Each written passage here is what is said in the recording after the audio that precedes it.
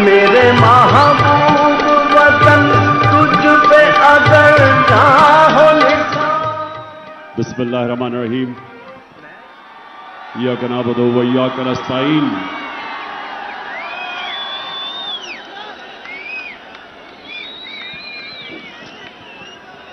मेरे पाकिस्तानियों,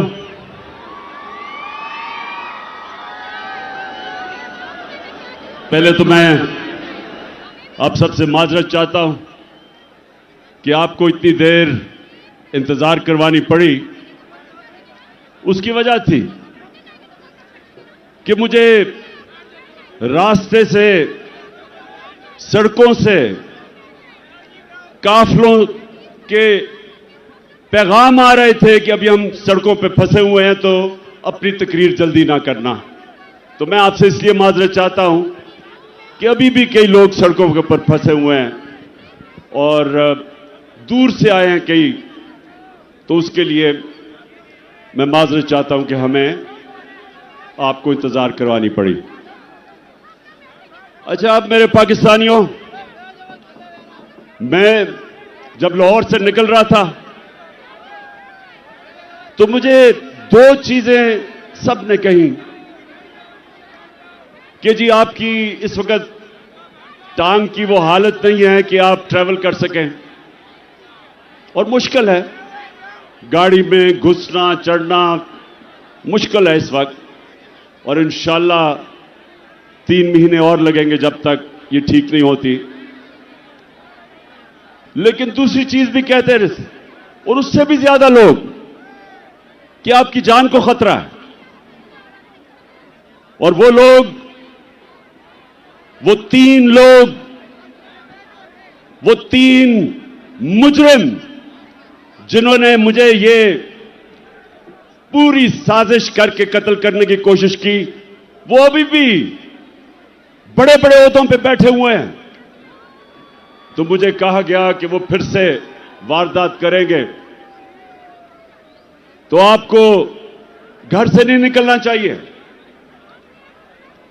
पहली चीज कि इसमें कोई शक नहीं कि इस टांग के साथ सफर करना बड़ा मुश्किल था, लेकिन मैं इस दूसरी चीज पे खास तौर पे आज अपने नौजवानों को यह बताना चाहता हूं। देखें, मैंने मौत अब बड़े करीब से देखी।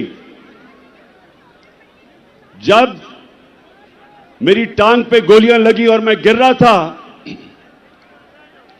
तो जैसे ही गिर रहा था मेरे इधर से गोलियां निकली ऊपर, सर के ऊपर से। अगर गिरता ना तो वो लग जाती। लेकिन मैं जो अपनी कौम को, अपने नौजवानों को आज पैगाम देना चाहता हूं, देखें, अपने ईमान को मजबूत करें। ला इलाहा इल्लल्लाह का मतलब समझें। कोई नहीं है खुदा अल्लाह के सिवा। और जब आप दावा करते हैं कि मैं अल्लाह तेरे अलावा किसी के सामने नहीं झुकूंगा, तो आप जो अल्लाह ने आपको मेरे नबी सल्लल्लाहु अलैहि वसल्लम के जरिए अपना पैगाम भेजा कुरान में, तो उसमें वाज़े उसने लिखा हुआ है कि जब तक अल्लाह की मर्जी नहीं होगी तुम इस जमीन से नहीं जाओगे, और जब उसका फैसला हो गया तो जितना मर्जी एहतियात करो, डरो, छुपो, भागो, मौत से नहीं बच सकता इंसान। तो जब मैं गिरा तो उसी वक्त मुझे पता था कि अल्लाह ने मुझे बचाया। उस वक्त मुझे पता था कि अल्लाह का यह फैसला था कि मैंने नहीं अभी जाना। उसी वक्त अल्लाह का शुक्र किया मैंने। और यह अल्लाह का शान देखें कि 12 लोगों को गोलियां लगी, कंटेनर के ऊपर 12 लोगों को गोलियां लगी। ये फैसल को भी, मैं बल्कि इसको देख रहा था, इसके मुंह से खून गिर रहा था, गाल से, अहमद चट्टा जो मेरे साथ था, वो मेरे साथ गिरा हुआ था। ऊपर और लोगों को गोलियां लगी, लेकिन अल्लाह की शान देखो कि 12 में से एक भी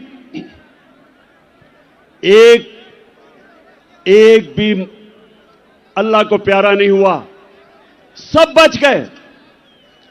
एक गार्ड को 6 गोलियां लगी, सब गोलियां ऐसी थी कि वो बच गया। मेरा जो गार्ड जाहिद था, हमारा इमरान इस्माइल जो सिंध के गवर्नर थे, 4 गोलियां उसके कपड़ों में से निकली, बच गया। तो मैं आज सारी कौम को, मैं सिर्फ आपको एक बताना चाहता हूं कि अगर आपने जिंदगी सही माने में जिंदगी गुजारनी है, तो ये जो मौत का खौफ है, इससे अपने आप को आजाद करें। ये जो खौफ जो इंसान के ऊपर तारी होता है, बड़े इंसान को एक छोटा सा इंसान बना देता है। खौफ एक कौम को गुलाम बना देती है।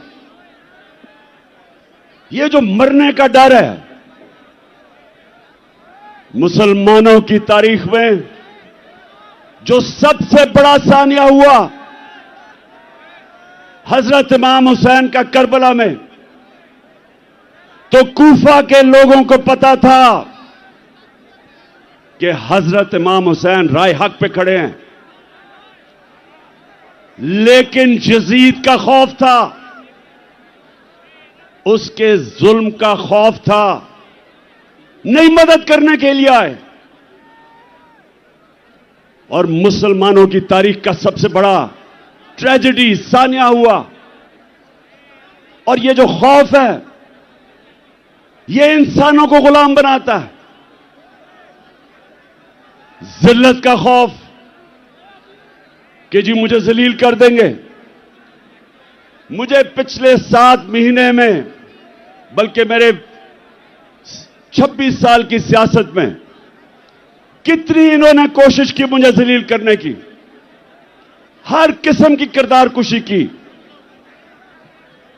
कोई मौका नहीं छोड़ा कि किसी तरह इमरान खान को हम जलील करें, क्योंकि ये हमें चोर कहता है। और आज आप सब सामने, मेरे सामने इस तादाद में पब्लिक, कितने वजीर आजम आए और गए, किसके लिए कौम निकली ऐसे जो आज आप मेरे लिए निकले हैं? इससे क्या साबित होता है कि इज्जत अल्लाह के हाथ में है, कोई आपको जलील नहीं कर सकता। और खास तौर पे तीसरी चीज, जो रिस्क, कितने ताकत में बैठे हुए लोग अपने नीचे जो तनख्वाहदार होते हैं उनसे गलत काम करवाते हैं, और वो गलत काम करते हैं अपनी नौकरियां बचाने के लिए, क्योंकि उनका ईमान नहीं कि अल्लाह के हाथ में रिस्क है। अल्लाह ने ये 3 चीजें इसलिए अपने पास रखी हैं कि वो आपको आजाद करना चाहता था। जो ला इलाहा इल्लल्लाह है, जब तक आपके दिल में इसका मतलब नहीं आएगा, ये आपको आजाद नहीं करेगा। और सिर्फ आजाद इंसान बड़े काम करते हैं, आजाद मुल्क ऊपर परवाज करते हैं। गुलाम सिर्फ अच्छी गुलामी करते हैं, गुलाम की परवाज नहीं होती, सिर्फ आजाद इंसानों की परवाज होती है। मैं इसलिए आया, मुझे मौत की तो फिक्र नहीं थी, फिक्र ये थी जो मेरी टांग का मसला है, इसने मुझे मुश्किलें डाली। चढ़ने में, उतरने में, लेकिन मैं आया इसलिए कि मेरे पाकिस्तानियों, आप आज एक डिफाइनिंग मोमेंट पे खड़े हो। आज आप क्रॉस रोड्स पे खड़े हो, फैसला कुन वक्त पे खड़े हो। आज आपके सामने दो रास्ते हैं। आज मेरी कौम, आपके सामने दो रास्ते हैं। जब नमाज में अल्लाह से हम कहते हैं कि अल्लाह, एक ही चीज मांगते हैं अल्लाह से 5 वक्त की नमाज में कि अल्लाह उनके रास्ते पे लगा जिनको तूने नेमतें बख्शी, उनके रास्ते पे ना लगा जो तबाही के रास्ते पे निकल गए। पाकिस्तानियों, आप भी उधर खड़े हैं। एक तरफ नेमतों का रास्ता है, आपकी अजमत का रास्ता है, दूसरी तरफ आपकी तबाही का रास्ता है, गुलामी का रास्ता है, जिल्लत का रास्ता है। मौलाना रूमी, उसने बड़ी एक ऐसी बात की जो मुझे कभी नहीं भूली। उसने कहा कि जब अल्लाह ने तुम्हें पर दिए हैं उड़ने के लिए, क्यों चूंटियों की तरह जमीन पे रेंग रहे हो? पाकिस्तानियों, अल्लाह ने हमें पर दिए हैं। हमारा मुस्तकबिल यह नहीं है कि हम चूंटियों की तरह रेंगे। जो ऊपर आए फैसला करे कि जी आज तो ये चोर हैं, उनके ऊपर एक्शन ले, गवर्नमेंट गिरा दे। अगले दिन फिर बंद कमरों में फैसला हो कि नहीं जी, मैं अब एनआरओ दे दिया इनको, ये मैं गंगा में नहा के पाक हो गए हैं, और फिर उनको निकाले कि जी चोर हैं, और फिर उनको एनआरओ दे दे। और कौम अगर इस चीज को, अगर हम इन चीजों को, इस जुल्म को, इस नाइंसाफी को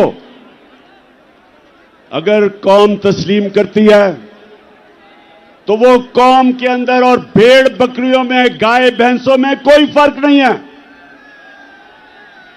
इंसान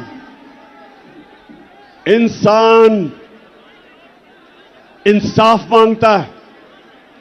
इंसानी माशरे में और जानवरों के माशरे में फर्क ही एक है। इंसानों के माशरे में इंसाफ होता है, जानवरों के माशरे में ताकतवर की हुक्मरानी होती है। पाकिस्तान अगर एक अजीम मुल्क नहीं बना तो उसकी एक वजह है कि हमारे मुल्क में कभी भी कानून की हुक्मरानी नहीं आई, ताकत की हुक्मरानी, जंगल का कानून रहा है। और ये याद रखें, कभी कोई माशरा तरक्की नहीं कर सकता जिस माशरे के अंदर इंसाफ नहीं होता। मेरे नबी सल्लल्लाहु अलैहि वसल्लम ने मदीना की रियासत में, और याद रखें अल्लाह का हुक्म है कि मेरे हबीब की सुन्नत पे, उसकी शरीयत पे, उसके रास्ते पे चलो। क्यों अल्लाह ने हमें हुक्म दिया है? हमारी बेहतरी के लिए। जब इल्लामा इकबाल, जब उसने पाकिस्तान का तस्वर किया, तो इल्लामा इकबाल ने सोचा था कि हम एक माशरा खड़ा करेंगे मदीना के रियासत के असूलों के ऊपर।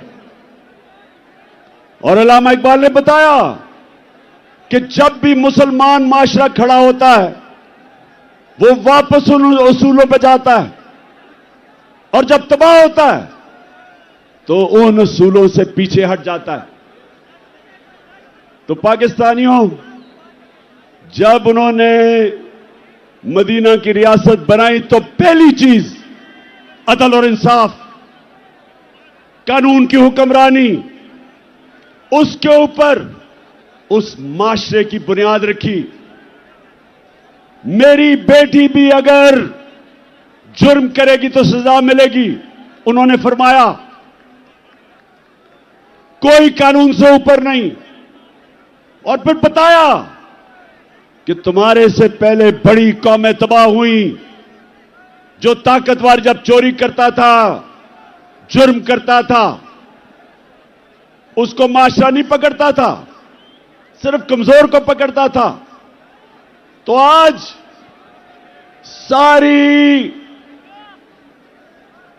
सारी दुनिया में आप चले जाएं, सारे गरीब मुल्क देख लें। मुझे मौका मिला दुनिया में गरीब तरीन मुल्क देखने का और अमीर तरीन। फर्क एक है, गरीब मुल्कों के अंदर इंसाफ नहीं। वहां भी इस तरह के बड़े बड़े डाकू, जरदारी और शरीफ की तरह पैसा चोरी करके बाहर लेके जाते हैं और उनको निजाम नहीं पकड़ सकता। वहां भी सिर्फ छोटा चोर जेल में जाता है। सारे गरीब मुल्कों में देख लें और सारे खुशहाल मुल्कों में चले जाएं, यूरोप जाएं, स्विट्जरलैंड जाएं, स्कैंडिनेविया जाएं, बर्तानिया जाएं, पूछें जो बैरून मुल्क पाकिस्तानी उन मुल्कों में रहते हैं, उनसे पूछें क्यों वो आज तहरीक इंसाफ के साथ खड़े हैं, क्यों बैरून मुल्क पाकिस्तानी आज हमारे साथ खड़े हैं, क्यों उनको समझ है मैं क्या कह रहा हूं, क्योंकि उन मुल्कों के अंदर इंसाफ है। यहां से जाके वह पैसा बनाते हैं, वहां खुशहाली आती है, अपने बच्चों को अच्छे स्कूलों में पढ़ाते हैं। क्यों? क्योंकि उनके मुल्क में इंसाफ है, मेहनत का फल मिलता है, उनके हुकूक की तहफ़्फ़ुज़ है, उनकी अदालतें इंसानों के अंदर इंसाफ करती हैं, इसलिए वहां खुशहाली है। और गरीब मुल्कों के अंदर हर गरीब मुल्क अब चले जाएं, उनके बड़े बड़े वजीर आजम, उनके सदर मुल्क से पैसा चोरी करके बाहर ले जाते हैं। हर साल 1700 अरब रुपया गरीब मुल्कों का चोरी करके, उनके ही साहिब इख्तिदार चोरी करके अमीर मुल्कों में ऑफशोर अकाउंट्स में ले जाते हैं। गरीब होता जा रहा है, अमीर मुल्क अमीर होते जा रहे हैं। तो पाकिस्तान अगर आज इन हालात में है, इसकी ये वजह नहीं कि वसाइल की कमी है, इसकी वजह ये कि हमने शुरू से ही कानून की हुक्मरानी नहीं की। मार्शल लॉ आता था तो वो कानून तोड़ के आता था, ताकत की हुक्मरानी थी, वो कानून से ऊपर थे। लेकिन ये जो दो खानदान जिन्होंने 30 साल इस मुल्क पे हुकूमत की, इन्होंने भी कभी मुल्क के इदारों को मजबूत नहीं होने दिया। ये भी जब आते थे तो बजाय इदारों को मजबूत करते, कानून की हुक्मरानी लेके आते, इन्होंने भी आते साथ ही इदारों को कमजोर किया, क्योंकि करप्शन नहीं हो सकती थी जब तक इदारे कमजोर ना हो। और ये वजह है पाकिस्तानियों, नौजवानों जो तरसते हैं मुल्क से बाहर जाने के, नौकरियां ढूंढने के लिए, ये समझ जाएं कि बीमारी एक है, इंसाफ नहीं है। अब मुझे ये बताएं, आजम स्वाति ने बात की कि क्या मसला था हमारी हुकूमत को जो हटाया गया। क्या इमरान खान के ऊपर कोई करप्शन थी? जब भी इन दोनों की हुकूमतें हटाई गई तो करप्शन होती थी। हमें किस वजह से साजिश के तहत हटाया गया? कौन सी हम गलती कर रहे थे? पहले ये जो बैंकरप्ट दिवालिया निकाल के मुल्क का इन्होंने जब छोड़ा 2018 में, पाकिस्तान की तारीख का सबसे बड़ा बैरूनी खसारा $20 अरब। हमने मुल्क संभाला, बैरून मुल्क मैं गया, हमारे दोस्त ममालिक से पैसे लिए, शर्म आई मुझे। मैं ये भी आपको बता दूं कि मेरे 3.5 साल में सबसे ज्यादा शर्मिंदगी होती थी जब हमें जाके मुल्क के लिए पैसे मांगने पड़ते थे। शौकत खानम के लिए मैं 30 साल से पैसे इकट्ठे कर रहा हूं, नवल यूनिवर्सिटी के लिए, लेकिन मुझे शर्म नहीं आती थी क्योंकि मैं अपने लोगों से पैसे इकट्ठे कर रहा हूं अपने मुल्क की यूनिवर्सिटी या अस्पताल के लिए, लेकिन किसी और से अपने मुल्क के लिए पैसे मांगना यह मेरे लिए सबसे ज्यादा बायस शर्म थी। और इसलिए कि इन चोरों ने 4 गुना ज्यादा कर्जा चढ़ाया 10 सालों में, हम 8 से और 18 के बीच में। तो पहले हमने मुल्क संभाला, फिर कोरोना आ गया, दुनिया में तबाही मचाई उसने। एक सदी में एक इस तरह का बुराना आता है। हमने जिस तरह कोरोना को संभाला, मदद तो अल्लाह की थी, लेकिन जो हमने फैसले किए, हमने फैसला किया हम शट डाउन नहीं करेंगे। मेरे से सबने तनकीद की, ये सारी ऑपोजिशन तब जब थी, सबने कहा कि मुल्क को बंद कर दो नहीं तो फैल जाएगी।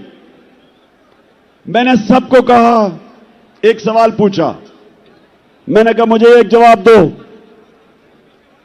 कि वो जो छाबड़ी वाला है, वो जो रिक्शा वाला है, वो जो टैक्सी चलाता है, वो जो दिन की दिहाड़ी ले करता है और घर आके अपने बच्चों का पेट पालता है, वो जो कच्ची वादियों में 7-7 लोग एक कमरे में हैं, उनको मैं क्या कहूंगा?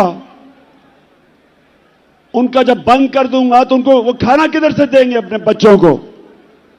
और यकीन करें, ये जो मेरी तनकीद कर रहे थे ऑपोजिशन वाले, कोई जवाब नहीं था। हमने लॉकडाउन ही लगाया, हमने अपनी बिजनेसेस बचाई, हमने इनको सस्ते कर्जे दिए, हमने एहसास प्रोग्राम जो दुनिया ने, वर्ल्ड बैंक ने कहा कि दुनिया का 4थे नंबर पर बेहतरीन प्रोग्राम था जिसने निचले तबके को बचाया, हमने अपने मुल्क को कोरोना से निकाला। फिर जो भी आजम बता रहा था, हमने रिकॉर्ड एक्सपोर्ट्स की। आखिरी साल हमारा टैक्स करेक्शन रिकॉर्ड, 17 साल के बाद सबसे ज्यादा इंडस्ट्री हमारी ऊपर गई, 10.5%। 17 साल के बाद हमारी ग्रोथ रेट 6%, तीसरे साल 5.7। तो हमने तो मुल्क को उठा दिया था, हमने तो किसानों को उठा दिया था। आज किसानों से पूछें कि जितना पैसा किसानों ने हमारे दौर बनाया, उन्होंने अपनी पैदावार पे लगाया, रिकॉर्ड फसलें हुई, 4.5% पे हमारी ज़राअत ऊपर आई 17 साल के बाद। तो मुल्क तो ऊपर जा रहा था।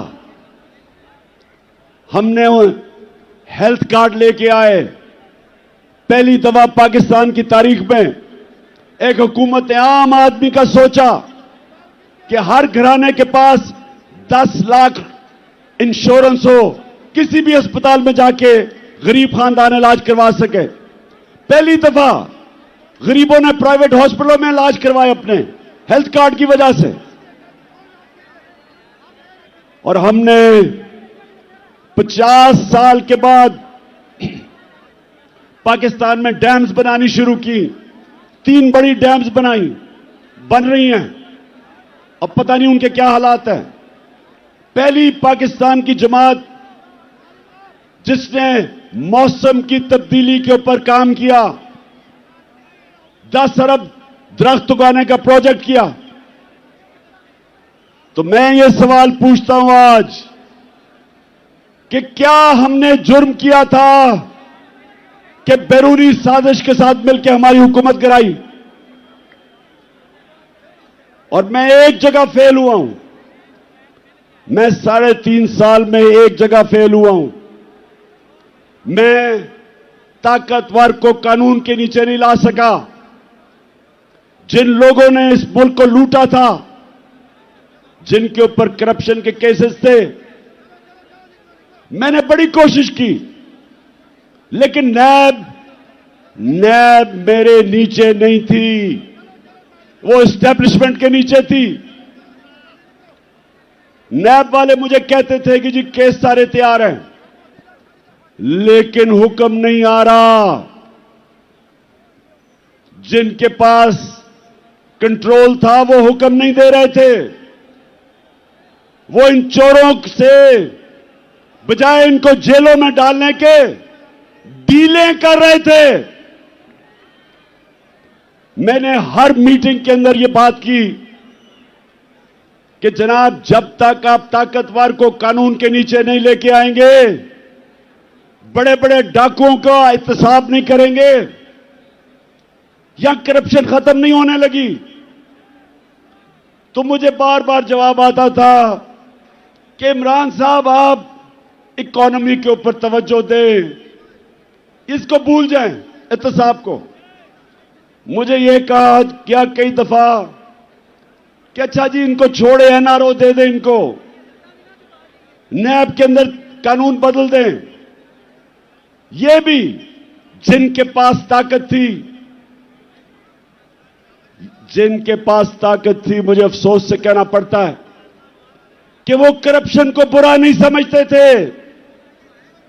उनके लिए करप्शन, और करप्शन क्या होती है? चोरी तो होती है जो आपके घर में चोरी, आपका टेलीफोन चोरी हो गया। करप्शन होती है जो मुल्क के खजाना के ऊपर डाका होता है, जो मुल्क को नुकसान पहुंचाती है, वो करप्शन है। और वो करप्शन जिनके पास ताकत थी उनको ये बुरी नहीं लगती थी। और आपने देख ही लिया कि क्योंकि बुरी नहीं लगती थी तो ये सारे चोरों का टोला ऊपर बैठा दिया। अगर साजिश नहीं भी की थी तो इनका रास्ता नहीं रोका, इनको आने दिया। वो लोग जो बाहर भागे हुए थे, जिनके ऊपर अरबों अरबों रुपए के करप्शन के केसेस थे, बारी बारी इन सबको एनआरओ दिया गया। पहला एनआरओ जनरल मुशर्रफ ने दिया। 4 गुना हमारा कर्जा बढ़ा उस एनआरओ की वजह से। ये वापस आए, दोनों हाथों से इन्होंने मुल्क लूटा। और फिर अब कि एक हुकूमत जो चल रही थी उसको गिराया। और इन्होंने किया क्या? अच्छा, पहले तो मैं एक चीज वाज़ेह कर दूं कि बार बार हम सुनते हैं कि जी ये साइफर एक ड्रामा था। हम ये सुनते हैं कि जी ये तो साइफर थी कोई चीज नहीं, ये कोई एक फेक बयानिया बनाया गया।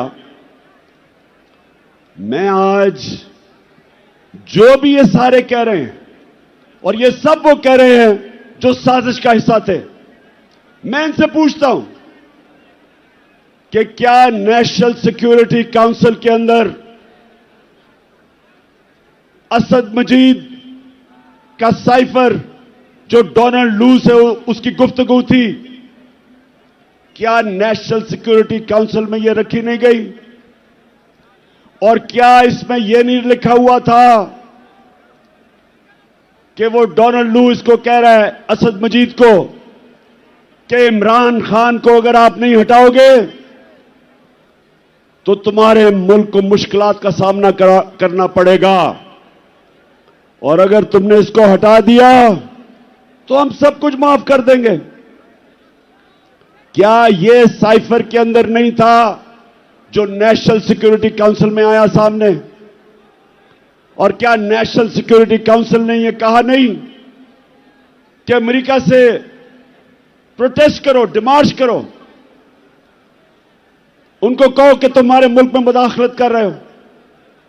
तो जब यह सारा सच है, यह कहना कि जनाब ये कोई ड्रामा था, ये मुल्क की तौहीन है, ये इमरान खान की तौहीन नहीं है। कि क्या मजाल है किसी मुल्क का एक छोटा सा सरकारी ऑफिसर एम्बेसडर को कहे कि जनाब अपने वजीर आजम को हटा दो? कभी सुना यह होता हुआ? मैंने कभी नहीं सुना, क्योंकि किसी की जरूरत नहीं है करने की। और फिर अब मैं आपको बताऊं कि जब से ये इंपोर्टेड हुकूमत आई है, मुल्क से हुआ क्या है? जब जुल्मो सितम के कोहे गरा रूई की तरह उड़ जाएंगे हम महकूमों के पांव तले।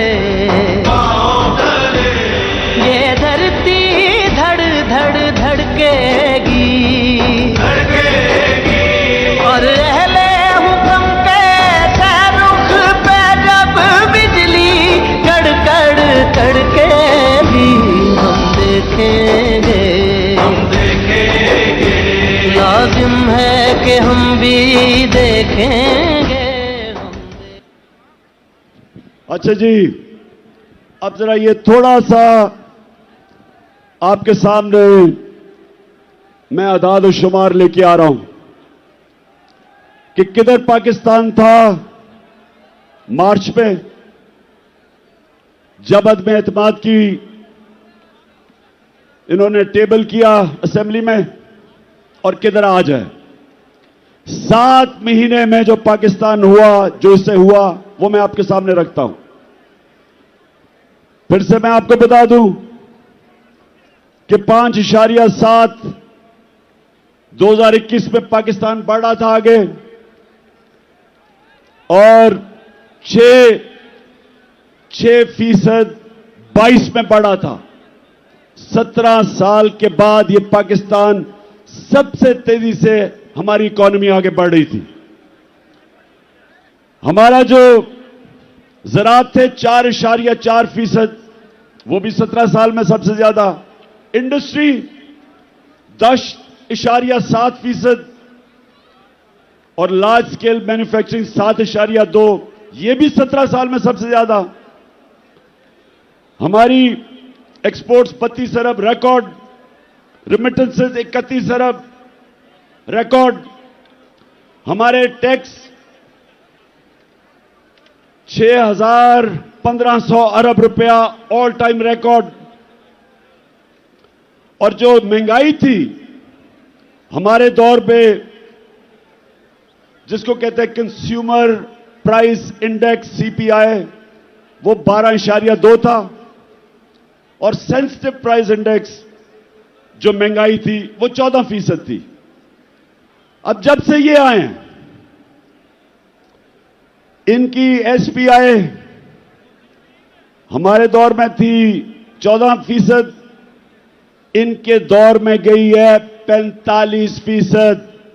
50 साल में सबसे ज्यादा महंगाई 7 महीने में हुई है। और जो सीपीआई है वो 27%, हमारे दौर में 12% थी।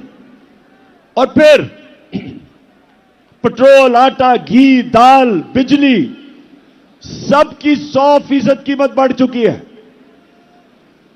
महंगाई जो आज आम आदमी को सबसे ज्यादा तकलीफ दे रही है, वो सबसे ज्यादा 50 साल में इनके दौर में बढ़ी है। रुपया 178 रुपया था डॉलर जब अदम एतमाद हुआ, आज 240 रुपए। आज ये जरा सुनते जाएं, कि जिन्होंने ये मुल्क में ये चोरों को लेके आए, इन्होंने किया क्या है पाकिस्तान से। मैं सिर्फ इसलिए कह रहा हूं कि ये तारीख याद रखे कि ये जो हुआ है हमारे मुल्क से, इन्होंने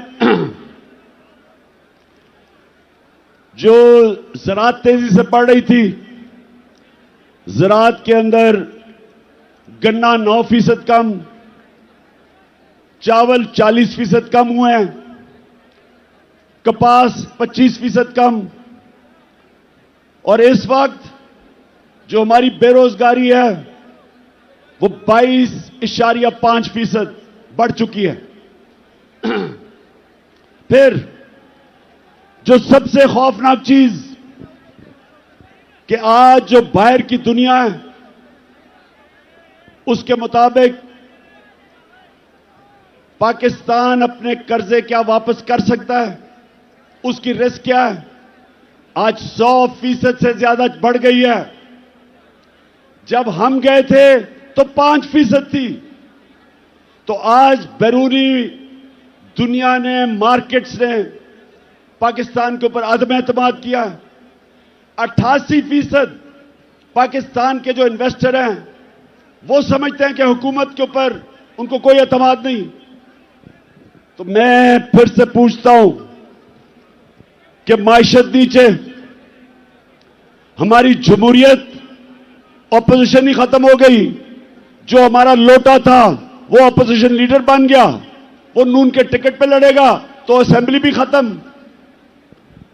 हमारे मुल्क के अंदर जो इदारे हैं, FIA के ऊपर इन्होंने अपना आदमी बिठा के सारे केसेस माफ करवा लिए और उनके ऊपर जुल्म किया, जो कि जिन्होंने इन्वेस्टिगेशन की थी। तो अब कब FIA खड़ी होगी किसी ताकतवर के सामने? नैब में अपना आदमी बिठाया, अपने केसेस माफ। इदारे जो मुल्क की बुनियाद होते हैं वो कमजोर। सबसे ज्यादा जुल्म किया मुल्क की अखलाकियात पे और रूल ऑफ लॉ पे कि इन्होंने आते साथ ही अपने सारे केसेस माफ करवाने शुरू कर दिए।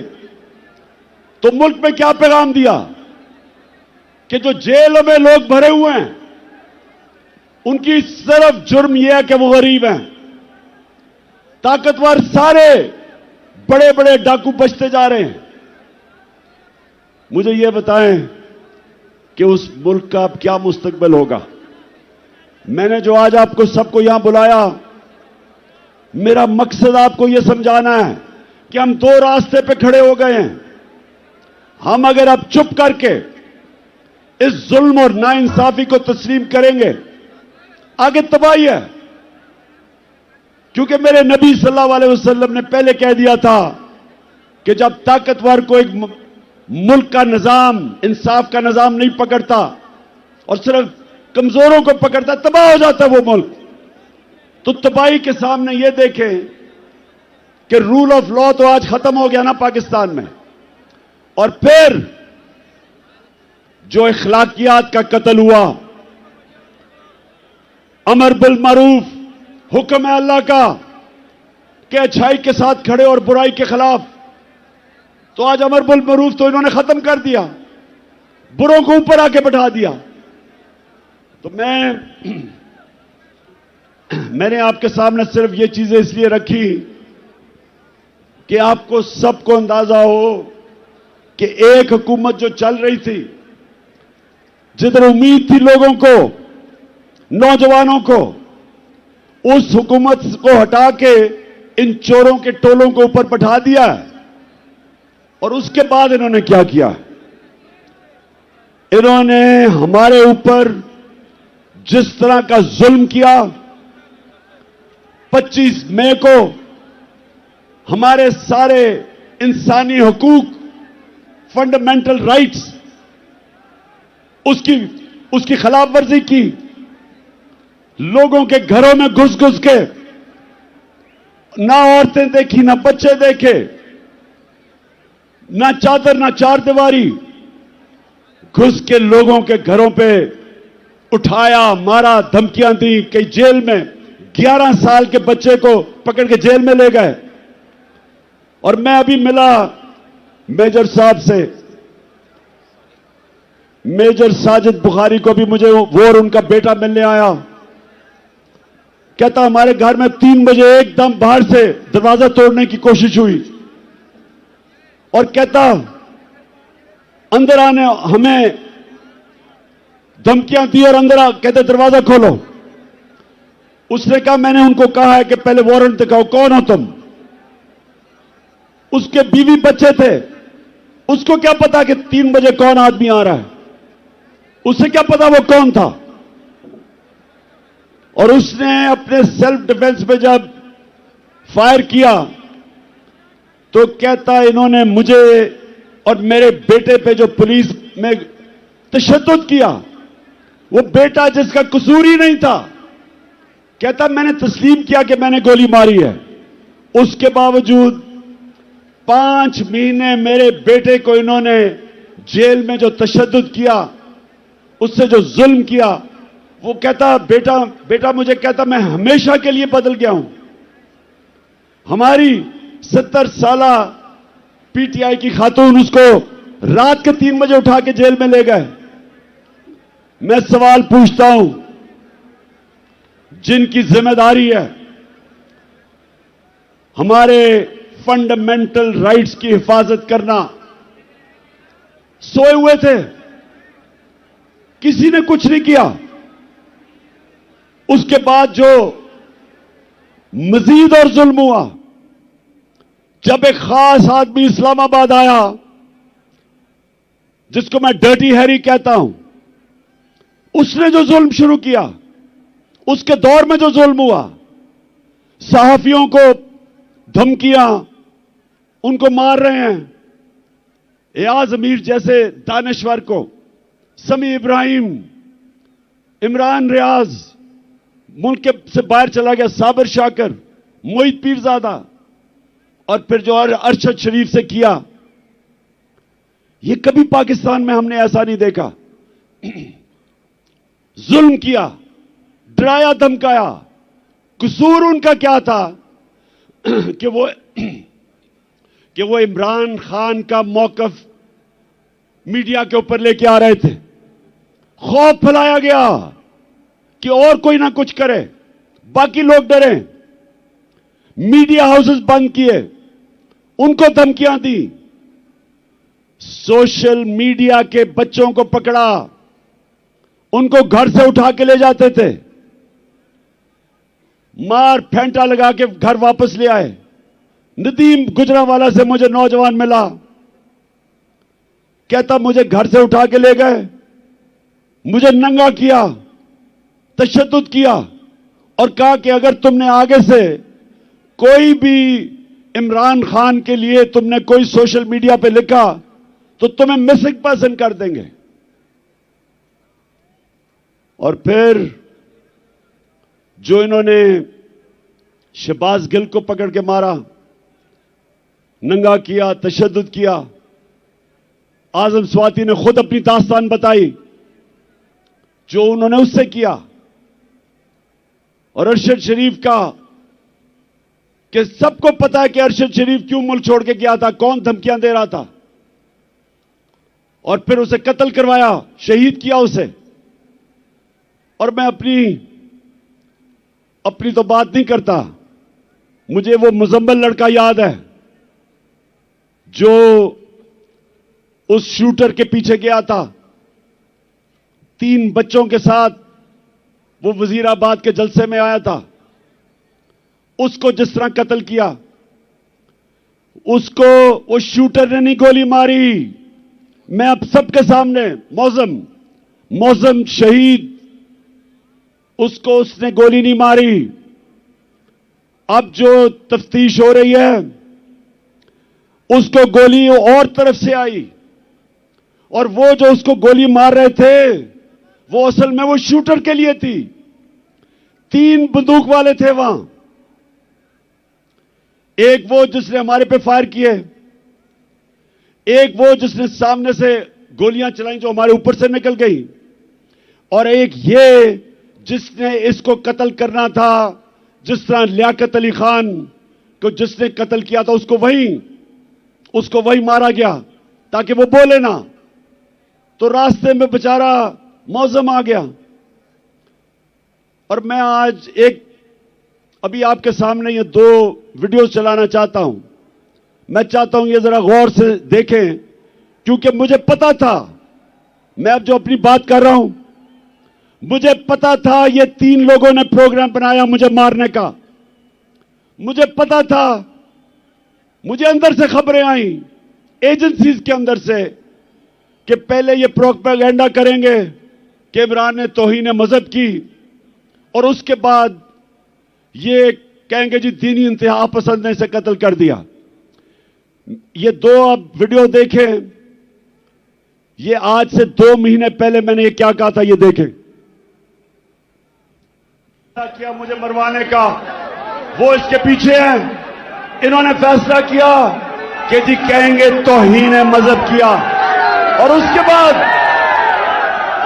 अगर मुझे किसी ने कत्ल किया तो कहेंगे जी कोई मजहबी जुनूनी ने कर दिया क्योंकि इसने तौहीन मजहब किया। कोई ये कान खोल के सुन लो, मैंने अपनी सारी कौम एक टेप बना के रखी हुई है।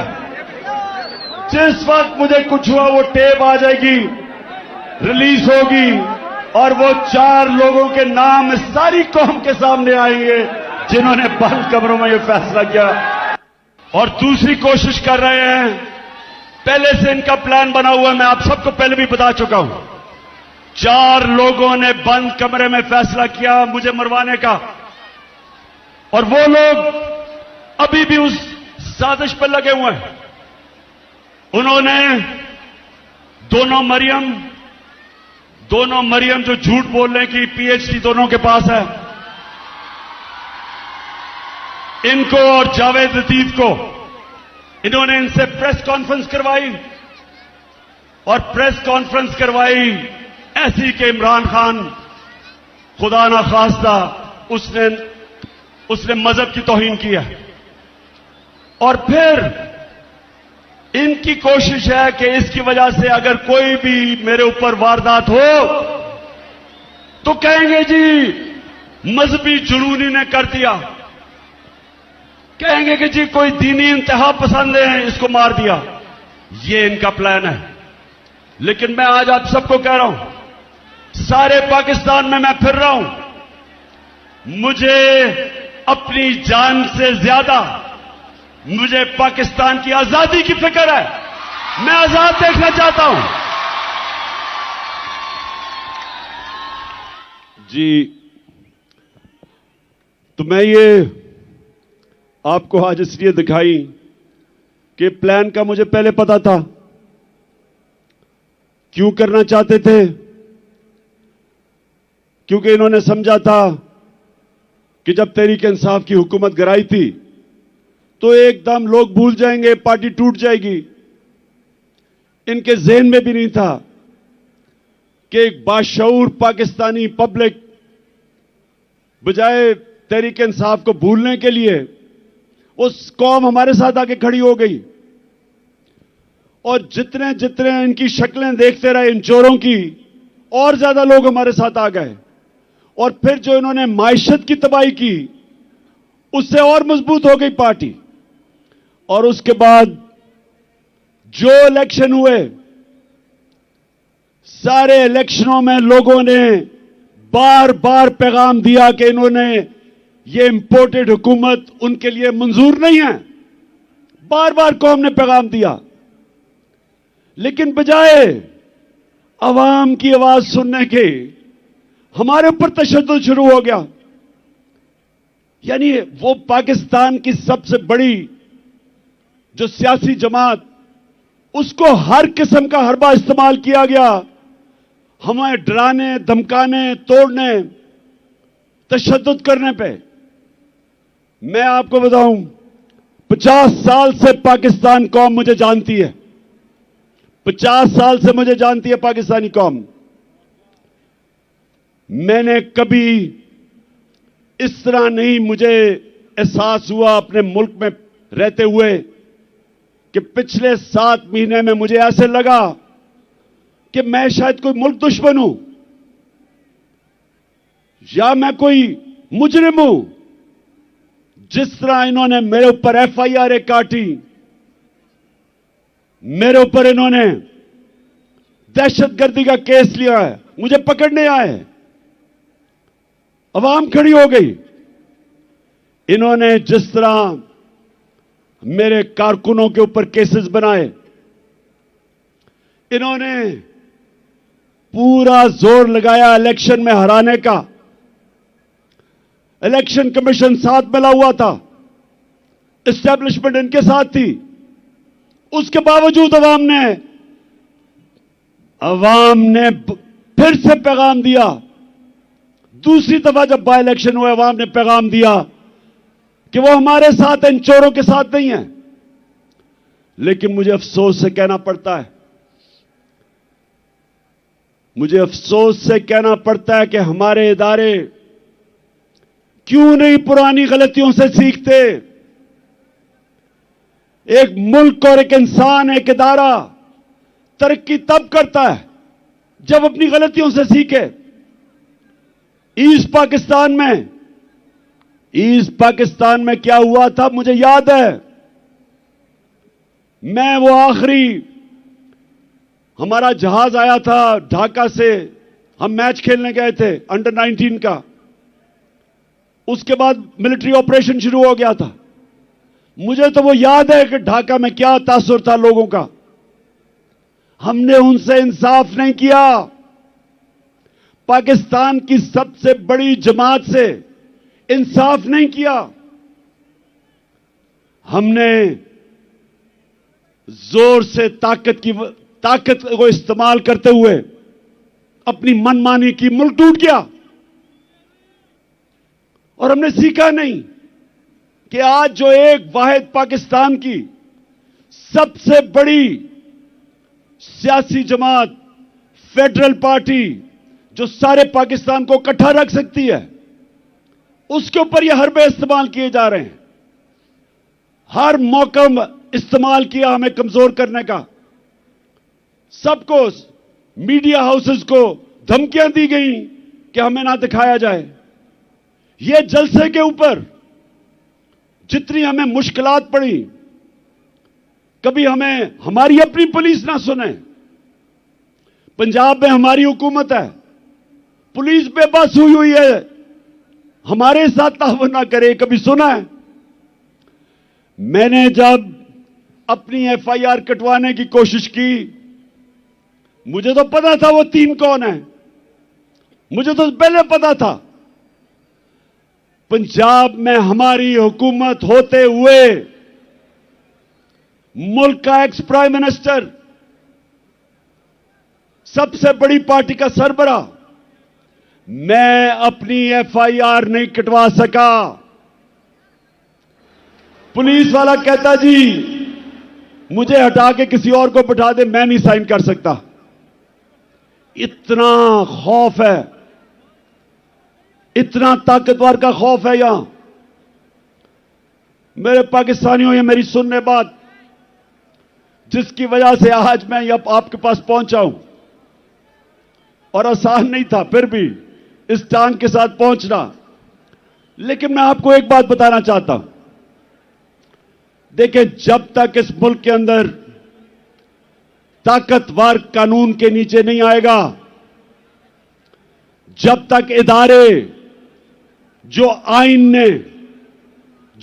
ने उनको लिमिट्स दी हुई हैं, दायरा दिया हुआ है, उस दायरे के अंदर रह के काम नहीं करेंगे, जब तक इदारे अपनी जिम्मेदारियां नहीं पूरी करेंगे, और मैं सब इदारों की बात कर रहा हूं, मैं अपनी अदलिया की बात कर रहा हूं, मैं अपनी मिलिट्री एस्टेब्लिशमेंट की बात कर रहा हूं, जो आपकी ये आज तनकीद नहीं कर रहा वो मुल्क का दुश्मन है।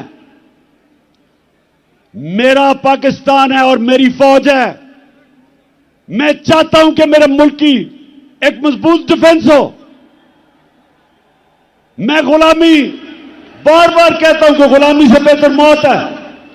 और अगर आपकी फौज मजबूत नहीं होगी आपकी अगर फौज मजबूत नहीं होगी तो मुसलमान दुनिया में देख लें क्या हालात है मुसलमान मुल्कों के आज।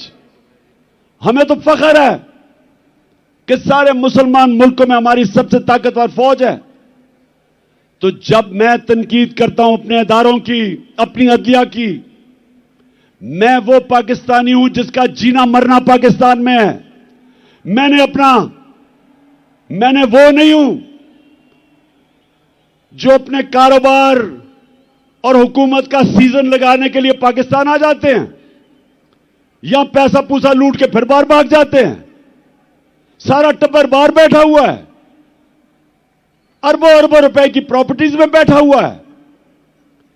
जब इनको मुश्किलें पड़ियां बाहर भाग जाते हैं। यह गैर मुल्की कब्जा ग्रुप है, यह सियासतदान नहीं है। मेरा जीना मरना इस मुल्क में है। मैं वो पाकिस्तानी हूं जो 20 साल बाहर रहा, क्रिकेट खेलने की वजह से बाहर अपना वक्त गुजारा। मेरा एक दफा कभी नहीं सोचा कि मेरा कोई घर है पाकिस्तान के अलावा। कभी मैंने तस्वीर नहीं किया था कि मैं कोई और पासपोर्ट ले लूं, क्योंकि मुझे हमेशा पता था कि यह मुल्क है जिधर मैं खुददारी से पढ़ सकता हूं। और मैं ये चाहता हूं कि यह मुल्क हकीकी तौर पे आजाद हो, ताकि अपने ये मुकाम पे पहुंचे। मैं अपने आखिरी खून के तप्पे कतरे तक इस मुल्क के लिए लड़ूंगा। पहुंचा फिर से तू अड़ जा, फिर से तू डट जा, फिर से वो बल्ला घुमा।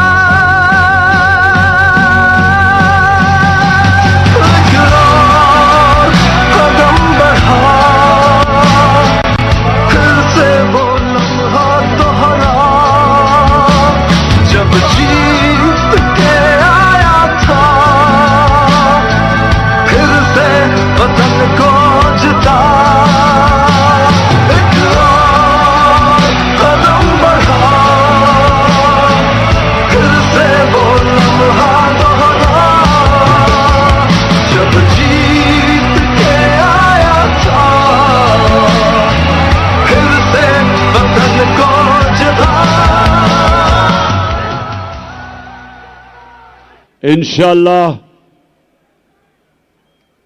जब मुस्तकबिल में इंशाअल्लाह इस मुल्क की तारीख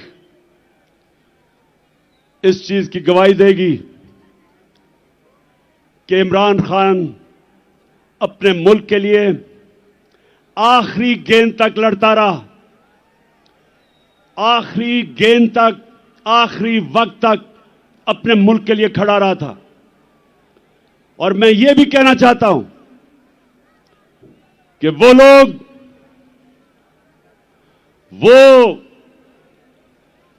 जिसने अपने अहसासों में बड़ा इजाफा किया और इंसानी हुकूक, पाकिस्तान की अवाम के हुकूक को रोंदा, पैरों के नीचे रोंदा, तारीख उसकी तरफ भी देख रही है। तारीख लिख रही है कि उसने मुल्क से क्या किया, क्या उसने इस मुल्क का फायदा कराया, नुकसान कराया, यह सारा तारीख लिख रही है। और मेरे पाकिस्तानियों, मैं फिर से आपको आखिर में अपनी बात अभी खत्म करने लगा हूं कि करना क्या आगे। मैं फिर से आखिर में एक चीज आपको कहना चाहता हूं कि गुलाम कौम का कोई मुस्तकबिल नहीं है और आजादी कोई प्लेट में रख के नहीं देता। आजादी के लिए लड़ना पड़ता है। जंजीरें गिर नहीं जाती, तोड़नी पड़ती हैं। आजादी कोई देता नहीं, छीननी पड़ती है। मैं अपनी कौम को आज कहता हूं कि आजाद आप कब होंगे? जब एक आम आदमी देहात में उसको ये थाना, कचहरी, पटवारी इस मुसीबतों से वो निकले। जिस मुल्क के जब इंसाफ होगा तो थाना कचहरी पटवारी की सियासत खत्म हो जाएगी। जब इंसाफ होगा तो कब्जा ग्रुप खत्म हो जाएंगे। क्यों नहीं यूरोप में कब्जा ग्रुप, क्यों नहीं बर्तानिया में कब्जा ग्रुप, क्यों नहीं अमेरिका में? क्योंकि वहां कानून है। कानून कमजोर की हिफाजत करता है। यहां कमजोर को तो छोड़ो, मुल्क का जो वजीर आजम रह चुका वो एफआईआर नहीं कटवा सका, तो बेचारे आम आदमी की क्या हैसियत है जो आजम पार्टी से हुआ है? मुल्क का सेनेटर 74 साल का आदमी, और क्या उसका जुर्म था कि जी उसने एक ट्वीट कर दी। पता नहीं कौन इस मुल्क का फिरौन था कि जुर्रत हुई कि जी ट्वीट कर दी, उसको नंगा करके तशद्दुद किया। किसी मुहज़्ज़ब माशरे में मेरे पाकिस्तानियों ये नहीं होता, क्योंकि हुकूक होते हैं, इंसाफ होता है। हजरत उमर के दौर में एक शहजादा मुसलमान होता है, खाना काबा का तवाफ हो रहा होता है, एक गुलाम का पैर शहजादे के कपड़े पे आ जाता है। शहजादा जोर से मारता है उस गुलाम को कि तुम्हारी जुर्रत। वो गुलाम चला जाता है हजरत उमर के पास। हजरत उमर उस शहजादे को बुलाते हैं, कहते तुमने इसको मारा था? शहजादा कहता हां जी। हजरत उमर गुलाम को कहते हैं वापस इसको लगाओ एक मुंह पे, क्योंकि सबकी इज्जत एक बराबर है। गुलाम और शहजादे की एक इज्जत है। आज मगरिब में जाएं, बर्तानिया में जाएं, आपको पता चलेगा कि जो मदीना के रियासत के असूलों के ऊपर दुनिया की अजीम रियासत खड़ी की थी मेरे नबी सल्लल्लाहु अलैहि वसल्लम ने, उन असूलों के ऊपर आज मगरिब में लोग चल रहे हैं। उधर है इंसाफ, और इंसाफ की वजह से खुशहाली है, और इंसाफ की वजह से आजाद हैं लोग। हर आदमी को पता है कि मेरे पर कोई जुल्म नहीं कर सकता। आप सिंध चले जाएं, जो सिंध के अंदर बेचारे गरीबों पे, हारियों पे, कमजोरों पे जो जुल्म है, मैंने दुनिया में नहीं कहीं देखा। ये जो जरदारी माफिया, झूठे केसेस, गुंडे, मार पड़वाओ, जमीनों पे कब्जे करो, बेचारे लोग बेबस हैं। और हमारे मुल्क में हर तबका जब कमजोर ताकतवर के सामने खड़ा होता है बेबस है। इसलिए मेरी हकीकी आजादी की तहरीक चलती जाएगी जब तक हम अपने लोगों को आजाद नहीं करते। ये चलती जाएगी। और अब मैं आता हूं कि आज जो मैंने आप सबको बुलाया, हम ये जा रहे थे, एक तो हमारी आजादी, हकीकी आजादी की तहरीक चलती रहेगी। आज मैंने आप सबको यहां बुलाया था, ये जो मार्च हम करके आ रहे थे, हमने इस इंपोर्टेड हुकूमत को कहना था कि इलेक्शन करवाओ। एक पुरअमन एहतजाज आइन और कानून में रहते हुए हमने इनसे इलेक्शन मांगने थे, क्योंकि सारी कौम चाहती है इलेक्शन। गैलप की सर्वे आई है कि 75% पाकिस्तानी इलेक्शन चाहते हैं।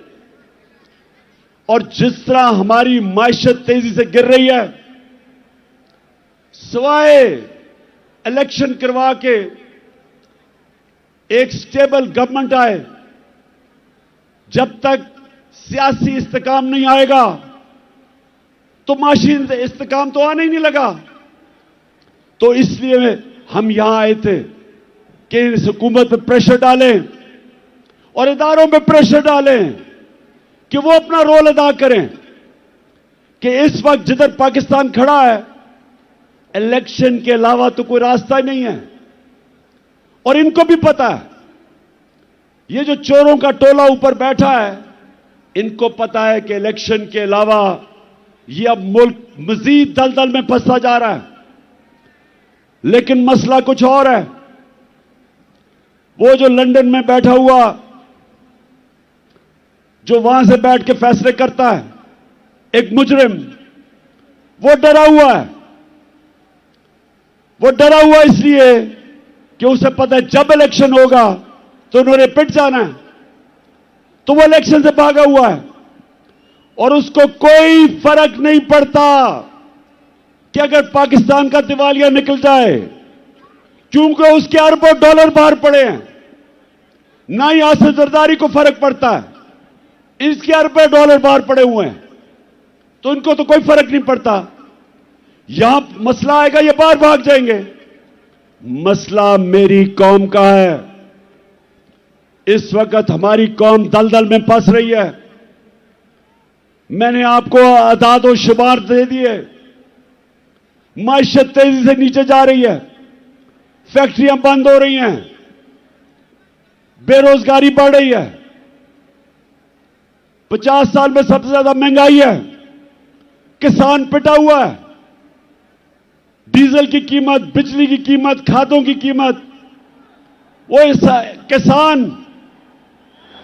किसान गुजारा ही नहीं कर सकता, उसकी पैदावार गिर रही है, कर्जे बढ़ते जा रहे हैं, रेमिटेंसेस गिर रही हैं, बाहर से जो पाकिस्तानी पैसे भेजते हैं वो कम हो रहे हैं, एक्सपोर्ट्स गिर रही हैं।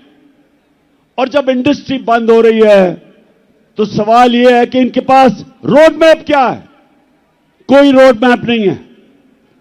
मैं आज यहां इसलिए इनके ऊपर प्रेशर डालने आया था, इनको यह बताने के लिए कि आपके पास कोई रास्ता नहीं है सिवाय इलेक्शंस का। और मैं ये सारे पाकिस्तान के जो फैसला, बड़े बड़े ताकतवर फैसला करने वाले इदारे हैं, उनको भी बता रहा हूं कि ये तो मुल्क डूब रहा है। ये मुल्क अगर डिफॉल्ट की तरफ चला गया तो हमारे पास तो वो हालात हो जाएंगे कि जब आपकी इकोनॉमिक सिक्योरिटी गिरती है तो मुल्क की नेशनल सिक्योरिटी नीचे चली जाती है। इकोनॉमिक सिक्योरिटी जब सोवियत यूनियन की गिरी तो मुल्क टूट गया, सोवियत यूनियन टूट गया। तो हम तो आज उधर जा रहे हैं। तो मैं ये अपनी इलेक्शन या पॉलिटिक्स के लिए नहीं आया। इलेक्शन तो इंशाल्लाह जब 9 महीने के बाद भी होंगे, जीतना तो हमने है। ये तो आप कभी जीत ही नहीं सकते। जीतना तो हमने है, लेकिन मुल्क की जरूरत आज इलेक्शन करवाना है, इसको बचाने के लिए। मैं आज फैसला किया था कि मैं अपनी कौम को क्या कहूंगा। क्या हम सीधा इस्लाम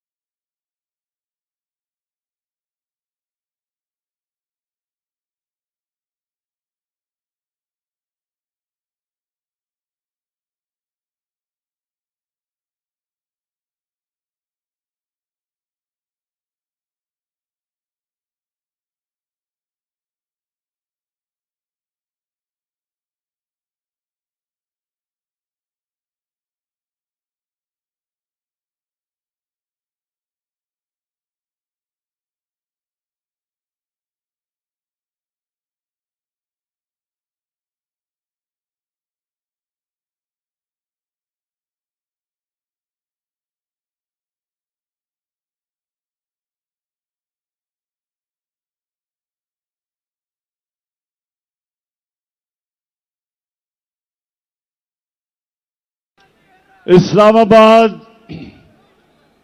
कभी भी जो अवाम का समुंदर है, लोग तो अभी भी सड़कों के ऊपर फंसे हुए हैं। एक हमने फैसला करना है इस्लामाबाद जाना, तो मैं आपको यकीन दिलाता हूं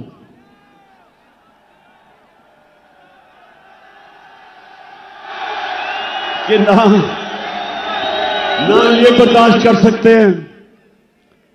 जितनी भी पुलिस आप जमा कर लें, जब लाखों लोग इस्लामाबाद में जाएंगे कोई नहीं रोक सकता उनको। लेकिन मेरे पाकिस्तानियों, मेरी जितनी भी 26 साल की सियासत है वो मैंने आइन और कानून के बीच में की है। मेरे लिए इन 7 महीने में बड़ा आसान था कि हम वो श्रीलंका वाला हालात पैदा कर देते। हमने 65 जलसे किए, कभी पाकिस्तान के जलसे में इतने लोग नहीं आए, लेकिन पब्लिक आती थी और पुरअमन तरीके से ये बताते हुए कि हम इन चोरों को कबूल नहीं करेंगे, फिर पुरअमन तरीके से वापस चली जाती थी। मेरी पूरी कोशिश रही कि मैं किसी किस्म का इंतशार अपने मुल्क में ना पैदा करूं, क्योंकि वैसे ही माशी हालात बुरे हैं। अगर यहां तोड़ फोड़ शुरू हो गई, सबके हाथ से गेम निकल जाएगी। 25 मई को जब इन्होंने हमारे ऊपर तशद्दुद किया और जब 26 की सुबह मैं इस्लामाबाद पहुंचा, तो मुझे पता था कि अगले दिन इंतशार होगा। मैंने सिर्फ इसलिए अपनी मार्च कैंसिल की कि मुझे पता था कि अगर हम इस्लामाबाद धरने देने का फैसला कर लें तो अगले दिन तबाही होनी थी, खून होना था। इसलिए मैंने वो मार्च कैंसिल की। आज मैं इसलिए फैसला कर रहा हूं कि वहां नहीं जाना, क्योंकि मुझे पता है तबाही मचेगी, नुकसान मेरे मुल्क को होगा। लेकिन जो मैंने फैसला किया अब ये कि हमने अब इस निजाम का हिस्सा नहीं रहना। मैं अपनी सारी चीफ मिनिस्टर्स, अपनी पार्लियामेंट्री पार्टी से अब मिलूंगा और हमने फैसला किया है कि हम सारी असेंबलियों से निकलने लगे हैं।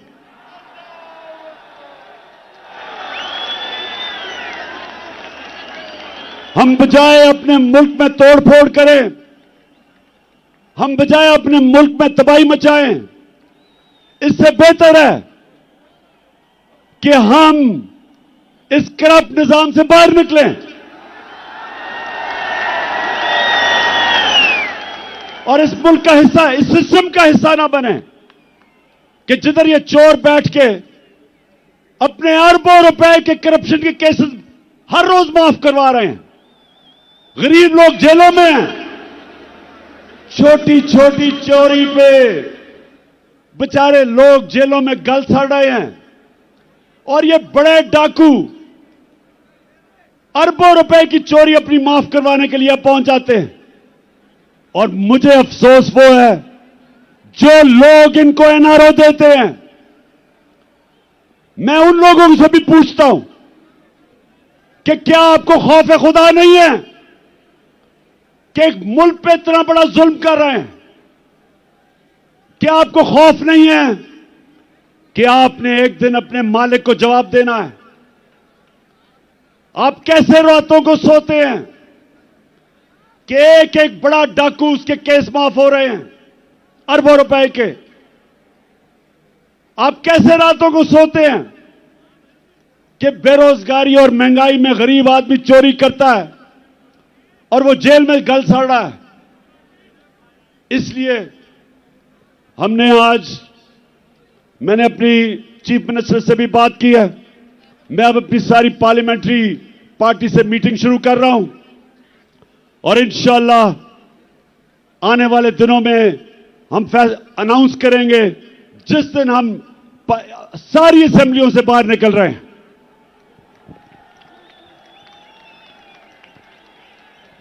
आखिर में मैं आप सबका शुक्रिया अदा करता हूं, जिस तादाद में आप यहां आए, जितनी मुश्किलों से आप आए, मैं आपका शुक्रिया अदा करता हूं।